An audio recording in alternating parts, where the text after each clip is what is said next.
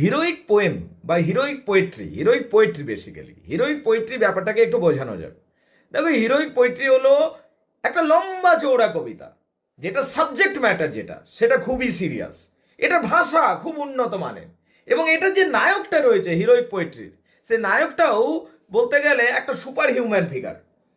এবং সেই নায়কটির কর্মকাণ্ড, মানে যে হিরো থাকবে, হিরোইক পোয়েট্রির যে হিরো থাকবে, তার কর্মকাণ্ড মানুষের ভাগ্য নির্ধারিত করবে।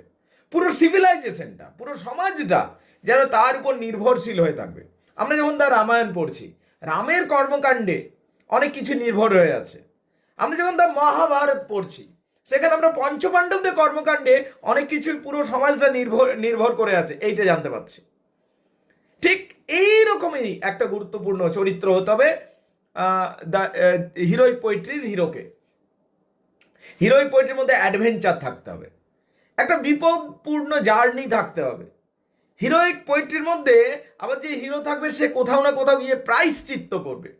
হিরোইক পোয়েট্রির মধ্যে মূল্যবোধ থাকবে, হিরোর যে মূল্যবোধ রয়েছে সেটা সকলকে আকৃষ্ট করবে। ভাষা অত্যন্ত উন্নত হবে, সাধারণত হিরোইক ভার্সে লেখা হবে বা হিরোইক কাপলেটে লেখা হবে।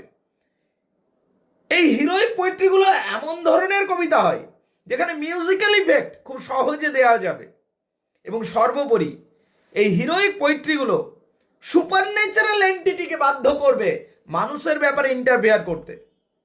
সুপারন্যাচারাল এন্টিটি কখন ইন্টারফেয়ার করে? যখন বিষয়টা খুবই সিরিয়াস হয়। এখানে আমরা দেখতে পাবো হিরোইক পোয়েট্রির ক্ষেত্রে আমরা দেখতে পাবো যে এখানে দেবদেবীরা আগ্রহ নিচ্ছে। যখন আমরা রাম রাবণের যুদ্ধ দেখতে পাচ্ছি, এদিক দেখতে পাচ্ছি রাবণের বিশাল সেনা, বিশাল সৈন্যদল, বিশাল অস্ত্রশস্ত্র, রামের কাছে কিছু নেই। তখন দেবতারা রামচন্দ্রকে কি অস্ত্রশস্ত্র দিয়ে পাঠাচ্ছেন, মানে দেবতাদের ইন্টারফিয়ারেন্স তো হলো। ঠিক একই রকম ভাবে যে কোনো এপিক যদি পড়ি, মহাকাব্য পড়ি বা হিরোইক পোয়েট্রি পড়ি, সেখানে দেবতাদের একটা ইন্টারফিয়ারেন্স থাকবে। একটা লিডারশিপ কোয়ালিটি দেখতে পাবো হিরোর মধ্যে, একটা মোরালিটি দেখতে পাবো, মোরাল স্ট্রেংথ দেখতে পাবো। সামনে একটা বিশাল বড় ভিলেনকে দেখতে পাবো, যে ভিলেনটা হয়তো যে নায়ক রয়েছে তার থেকেও বেশি শক্তিশালী হবে, কিন্তু জয় কিন্তু ন্যায়ের হবে বা ভালোত্বের জয়টা হবে শেষ পর্যন্ত। এই বিষয়গুলোকে আমরা কিন্তু দেখতে পাবো।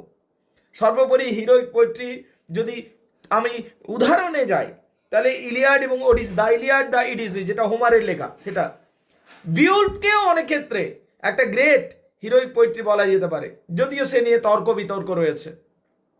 তবে হিরোইক পোয়েট্রির মধ্যে প্রচুর নোবেল কোয়ালিটিস থাকে, এবং এটা আমাদের কালচারকে